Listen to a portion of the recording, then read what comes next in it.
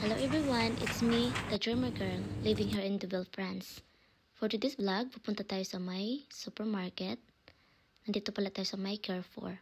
Bibili tayo ngayon ating makakain sa ating apartment.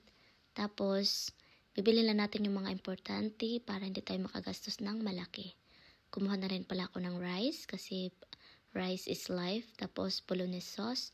Kumuha na rin ako ng pasta para hindi tayo palagi rice. Kumuha na rin ako ng gatas para may panhalo tayo sa ating coffee. Kumuha na rin ako ng egg. Tapos, huwag natin kalimutan kumuha ng hotdog. Tapos, kumuha na rin ako ng yogurt para may pang dessert tayo after meal. Kumuha na rin ako ng pork at saka chicken. Tapos, kumuha rin pala ako ng coconut milk kasi plano ko gumawa ng chicken curry ngayon mga ka-dreamer. So, punta natin sa may cashier area para bayaran na natin yung ating mga kinuha. Thank you so much for watching mga ka-dreamer girl. Don't forget to like and subscribe my channel. Thank you so much guys. See you in my next vlog. Bye bye.